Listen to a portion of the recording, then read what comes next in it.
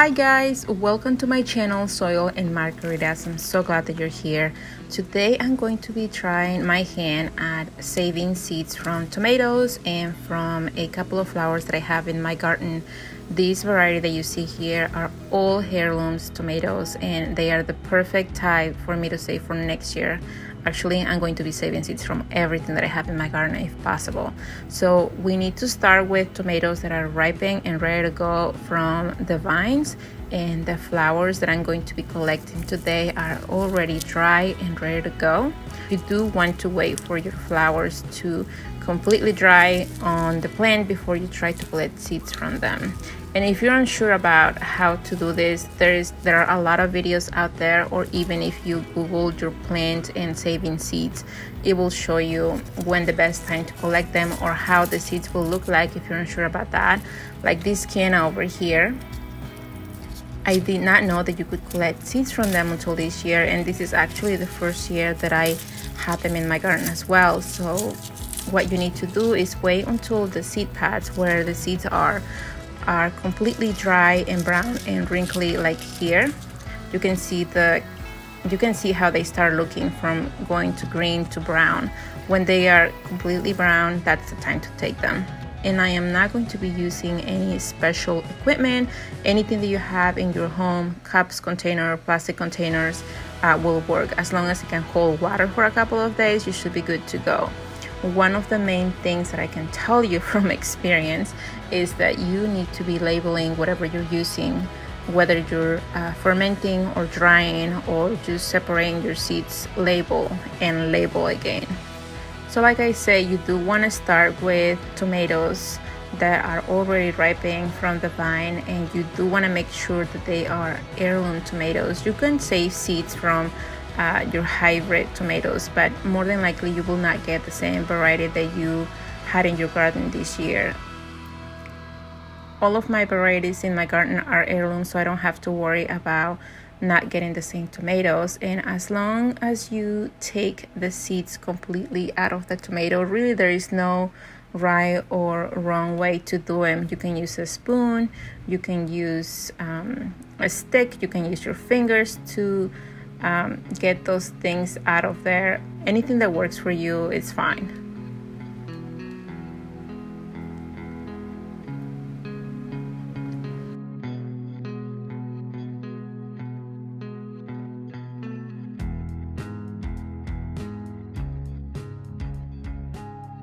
And I am going to use regular tap water to add to these. You don't need to cover the whole container with water. As long as you cover the seeds, they should be fine, and they will be there for a couple of days. So like I say, make sure that you use containers that will hold water well, and make sure to label those, you guys.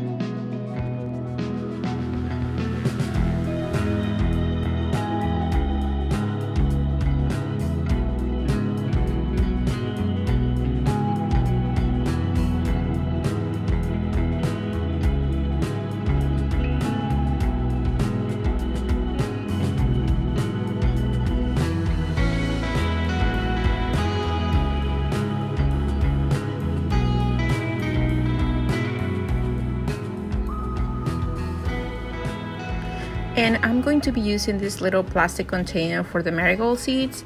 The seeds from the flowers do not need to be fermented because they are not covering any gooey stuff like the tomatoes or peppers or any other vegetable. So what we need to make sure is that they are completely dry before you put them in their permanent homes. Like if you have envelopes or bags where you're going to be saving them, you want to make sure that the seeds are completely dry, because you do not want to fight any molds or anything like that. You do not want to be fighting any disease because you save seeds that were still wet or not completely dry. So what I'm going to be doing is that I'm going to be collecting all of the seeds from these flowers, and I am going to let them air out on my kitchen for a couple of days before I put them in the bags where they will go. And I could use a paper towel to let these seeds dry out, but the seeds from the marigolds, as you can see here, are very, very fine, and I am afraid that once they start drying out, they will be blown away with the wind or with anything around them. So I'm just going to keep them safe in this plastic container, and they will be here for a couple of days before I move them.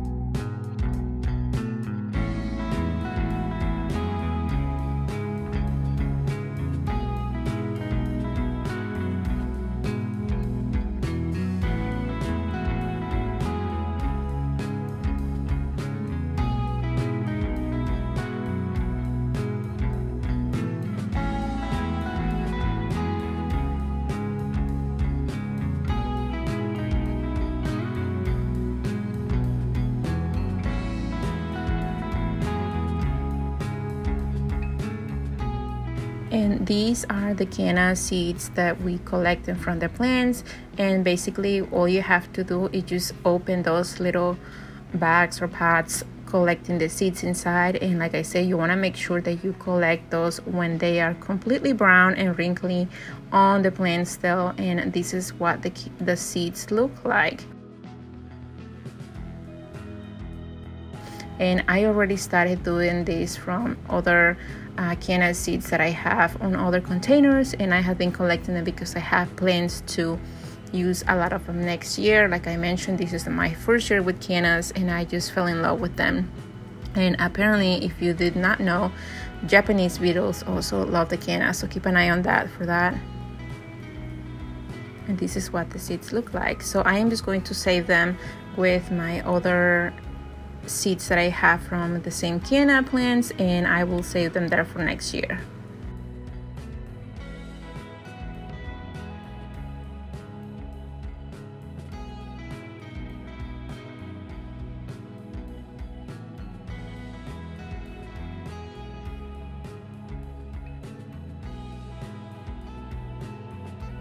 So now that I have everything ready and in jars and filled with water, what I'm going to do is that I'm just going to get a paper towel, and then I'm going to keep them in my kitchen. You do not need to keep them in any special way, direct sun or out of the sun. I don't believe that matters, but like I said, this is my first year, so you might want to check on that.